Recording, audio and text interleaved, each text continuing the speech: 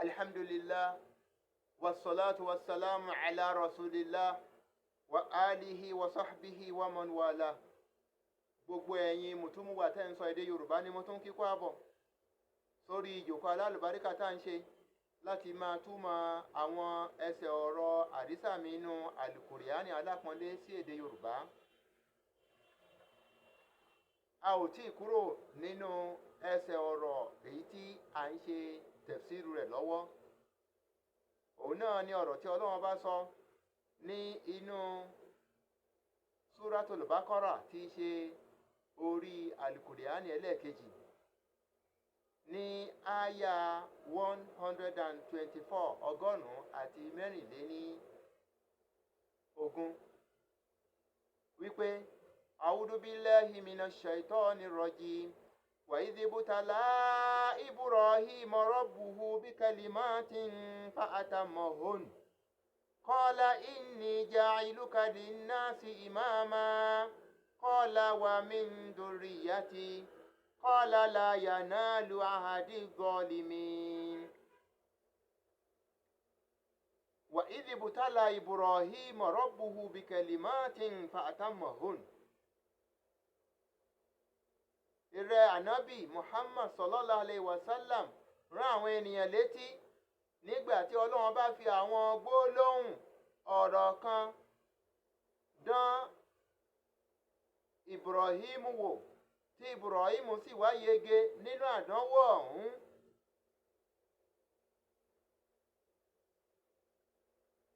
Qala inni ja'iluka linnasi imama.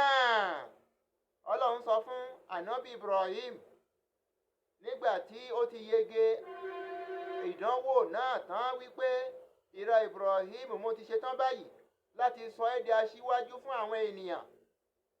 Qala wa min dhurriyyati. Ibrahim ò wá gbàgbé àwọn àrọmọdọ́mọ ẹ̀ ló bá ní tó. Ìrẹ Ọlọ́run bá ìrẹ ló máa fi ọmọ ta mí lọ́rẹ lẹ́yìn ìgbà tí mo ti di ogbó tán tí ìyàwó mi náà dogbó tí mo wá ní ìyàwó mìíràn tí yẹn bímọ èyí tó ti dogbó tó tún fọmọ tàyín náà lọ́rẹ fún mi. Nípa bẹ́ẹ̀ àrọmọdọ́mọ mi jẹ́ kí lára wọn náà máa jẹ́ aṣíwájú fáwọn ènìyàn. Qala la yanalu ahadi zalimin. Lọ́lọ́run bá dá lóhùn wípé ohun tó wà ńbẹ̀ ni wípé àdéhùn mi tí mò ń ṣe yìí àwọn alábòsí kò ní ní ìpín kankan níbẹ̀. Ìjòkó tá a fẹ́ ṣe yìí òun ni phase 5 tá a fi ń túmọ̀ àyà yìí. Ibi tí a sì fẹ́ túmọ̀ níbẹ̀ báyìí ní ìjòkó wa yìí òun náà ni bí Ọlọ́run bá bó ṣe sọ fún ànábì Ibrahim nígbà tí ànábì sọ fún wípé dákun àrọmọdọ́mọ mi náà jẹ́ kí àwọn náà máa jẹ́ aṣíwájú.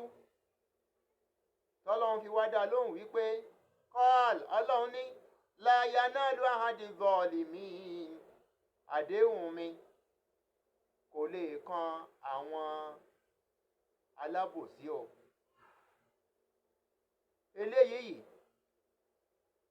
làbárì ló jẹ́ tí Ọlọ́run bá fi predict tó fi ń sọ àsọtẹ́lẹ̀ wípé àwọn alábòsí máa bẹ nínú àrọmọdọ́mọ ànábì Ibrahim. Ìrẹ ó jẹ́ ẹni re kò túmọ̀ sí wípé gbogbo àwọn ọmọ tó bá ti bàrá àdí rẹ jáde náà ni wọ́n lè jẹ́ ẹni re. Báwọn ẹni re máa bẹ nínú wọn bẹ́ẹ̀ náà ni alábòsí máa bẹ nínú wọn. Níṣe ni k'Ọlọ́run wá ṣàánú wa. Gbogbo àwọn ọmọ tí Ọlọ́run fi tà wá lọ́rẹ ẹni rere ni k'Ọlọ́run bá ó ṣe wọ́n. Ṣé ẹ rí àwọn alábòsí? Àwọn ò lè máa wà ní ipò àwòkọ́ṣe fẹ́lòmíràn rárá.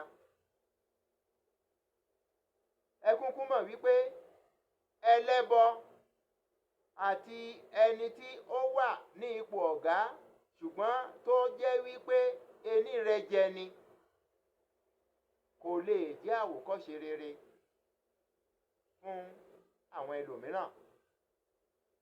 Ìyẹn ló fà tó fi jẹ́ wípé gbólóhùn tọ́lọ́run bá sọ níbẹ̀ yẹn wípé láyà náà lù áhàdí àdéhùn mi, ohun tó túmọ̀ sí ni àṣẹ tí mo pa aráyé wípé ẹ ṣe báyìí ẹ má ṣe báyìí. Kìí ṣe gbogbo aráyé ló máa lè tẹ̀lé àṣẹ mi, kìí ṣe gbogbo aráyé ló máa ṣe ohun tí mo ní kí wọ́n ó máa ṣe, kìí dẹ̀ ṣe gbogbo aráyé ló máa ta kété sí nǹkan tí mo bá ní kí wọ́n má dáwọ́lé. Eléyìí gan ló fà tó fi jẹ́ wípé tí a bá fẹ́ yan àwọn èèyàn sí ipò, ẹ má jẹ́ kí a yan àwọn hooligans, àwọn thugs, àwọn ẹ̀dákẹ́dá, ẹ má jẹ́ kí a yàn wọ́n sípò láti máa darí ètò ìlú.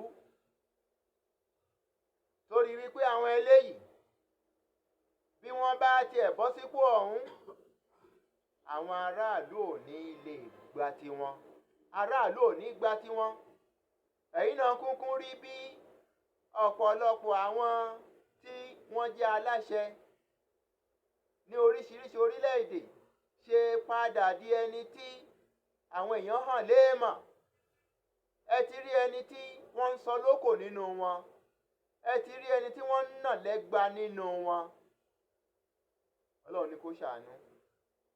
Ohun tó fà á tí àwọn irú ẹ̀dá báyìí kò gbọ́dọ̀ fi di ẹni tí a máa yàn sí ipò, òun ni wípé ńṣe ni àwọn máa tú àdéhùn tí Ọlọ́run bá aráyé ṣe palẹ̀. Àdéhùn náà ni wípé ká sin Ọlọ́run, àwọn ò ní jẹ́ sin Ọlọ́run. Ẹ dẹ̀ mọ̀ wípé ẹni tí ò bá sin Ọlọ́run, ohun tí ò tó Ọlọ́run ọba ló máa sìn. Níwọ̀n ìgbà táwọn náà ò bá ti sin Ọlọ́run tán, tó jẹ́ wípé ohun tí ò tó Ọlọ́run ọba ni wọ́n ń sìn, ó ti pọn dandan kí ojú wọn kó rí èèmọ̀. Àwọn ní tiwọn, wọ́n máa yapa àdéhùn ni. Bí wọ́n bá ṣàdéhùn, wọn ò ní lè múṣẹ. Alábòsí lótìítọ́ ló jẹ́ wípé gbogbo nǹkan mèremère ilé ayé yìí ló lè máa bọ́ sí lọ́wọ́, ṣùgbọ́n àtúbọ̀tán rẹ̀ lọ́run kò lè dá. Alábòsí a máa lówó, alábòsí a sì máa bímọ, ṣùgbọ́n àtúbọ̀tán alábòsí kò mà ní dára. Rabbi awzini an ashkura ni'mataka allati an'amta alayya wa ala walidayya wa an a'mala salihan tardah wa aslih li fi dhurriyyati inni tubtu ilayk wa inni minal muslimin. Ọlọ́run kó ṣàánú àwa o, àtèmi àtẹ̀yin. Ọlọ́run má ṣe wá lálábòsí. Àrọmọdọ́mọ wa, Ọlọ́run bá wa ṣe wọ́n ní ẹlẹ́sìn òdodo. Ọlọ́run má ṣe ẹnìkọ̀ọ̀kan nínú wọn ní ẹlẹ́sìn. Ọlá subhana rabbika rabbil izzati amma yasifun wa salamun alal mursalin walhamdulillahi rabbil alamin. Wa subhana rabbika rabbil izzati amma yasifun wa salamun alal mursalin walhamdulillahi rabbil alamin.